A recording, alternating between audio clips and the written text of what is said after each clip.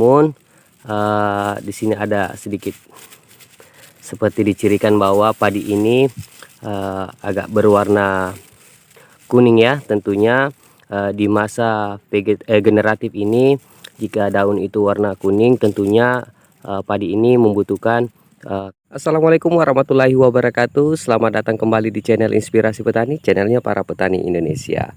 Sahabat Inspirasi Petani, semoga kita dalam keadaan sehat walafiat. Amin amin ya robbal alamin.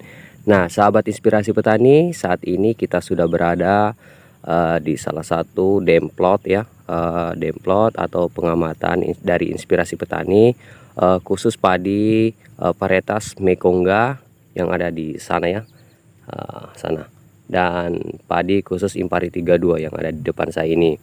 Nah, pada proses pengamatan ini sudah memasuki minggu ke-9 ya untuk proses pengamatannya, dan proses pengamatan ini akan terus berlanjut sampai proses pemanenan ya. Dan ending dari proses pengamatan ini akan kita lihat bagaimana perbandingan dari mulai dari pertumbuhan sampai hasil dari buah dari kedua varietas padi ini. Oke, sebelum kita lanjut ke proses pengamatannya, saya mengajak kembali kepada sahabat Inspirasi Petani untuk selalu mendukung channel Inspirasi Petani ini hingga sukses dengan cara subscribe, like, komen, dan share sebanyak-banyaknya. Oke, tanpa lama-lama mari kita ke demplotnya. Check it out. Oke, sahabat Inspirasi Petani, saat ini kita sudah berada di demplot khusus padi varietas Mekongga ya. Dan saat ini yang saya pegang adalah salah satu objek pengamatan ya, atau rumpun padi yang saya amati mulai dari minggu pertama sampai minggu terakhir. Nah, sahabat Inspirasi Petani,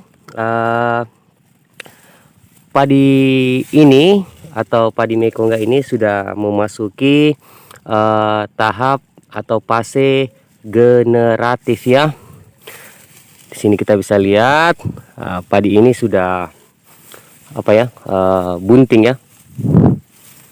Ini yang saya pegang, dan ada beberapa rumpun tadi juga sudah buahnya sudah naik satu persatu. Dan tentunya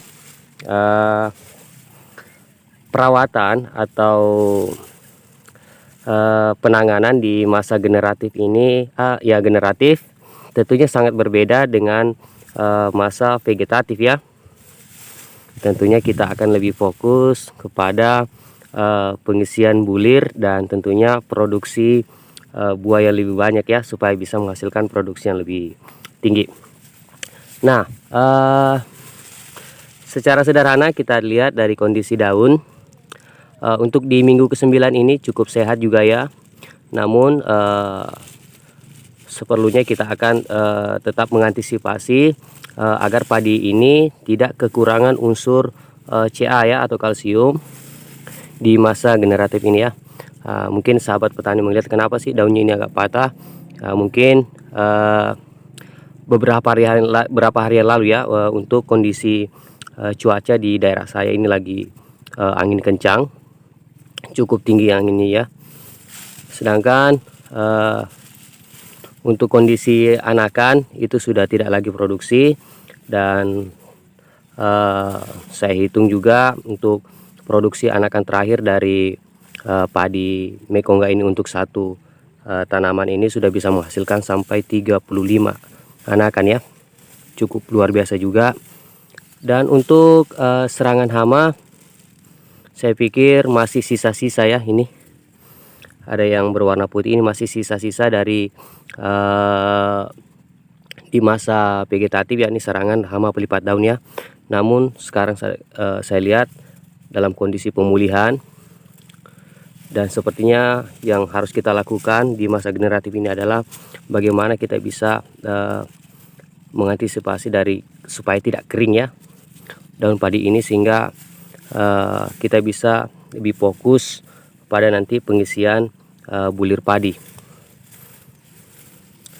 Sedangkan untuk tinggi tanaman, saya pikir untuk padi Mekongga ini sudah bisa mencapai 70 cm ya.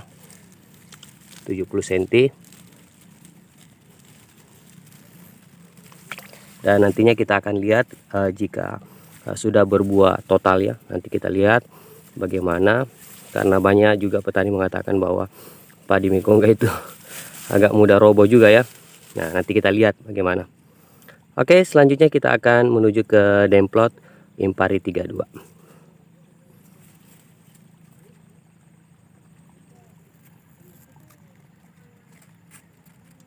Oke, sahabat inspirasi petani, saat ini kita sudah di Demplot padi khusus Impari 32 ya. Dan ini adalah rumpun atau padi yang saya amati mulai dari minggu pertama sampai minggu terakhir. Nah, prosesnya sama dengan pengamatan padi varietas Mekongga ya. Nah, sekarang padi ini atau Impari 32 ini sudah memasuki tahap atau fase generatif, yang dimana memasuki tahap padi bunting ya. Dan tentunya kita akan lebih banyak fokus kepada nantinya akan fokus pada pengisian bulir padi. Nah, untuk pengamatan pertama, dilihat dari kondisi daun cukup sehat ya, cukup sehat juga. Namun di sini ada sedikit seperti dicirikan bahwa padi ini agak berwarna kuning ya. Tentunya di masa generatif ini, jika daun itu warna kuning, tentunya padi ini membutuhkan kalsium ya atau Ca ya. Tentunya pemupukan ini harus dilakukan menggunakan unsur Ca. Nah, untuk selanjutnya untuk produksi anakan, saya pikir stagnan juga, tidak ada lagi produksi anakan. Untuk satu padi ini itu bisa menghasilkan sampai 35 sampai 37 anakan untuk Impari 32. Cukup luar biasa juga untuk produksi anakan. Nah, kalau dilihat kenapa ada yang kayak patah-patah ya daunnya.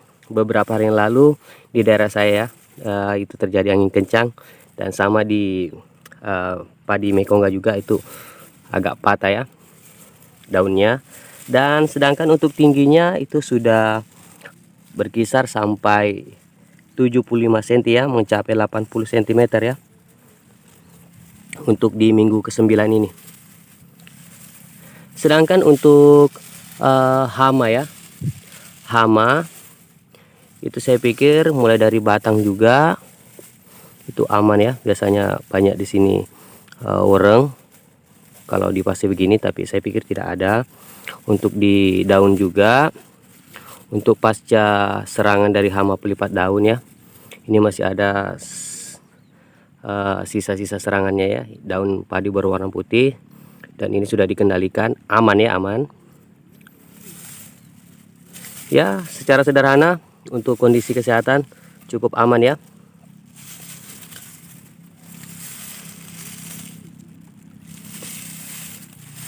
Kita perhatikan lagi ya. Sekarang kita lagi pengairan ya.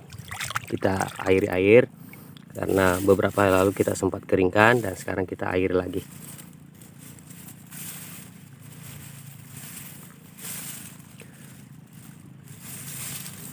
Nah, mungkin itu saja yang saya bisa sampaikan ya kepada sahabat inspirasi petani. Semoga video kali ini dapat bermanfaat bagi sahabat inspirasi petani ya.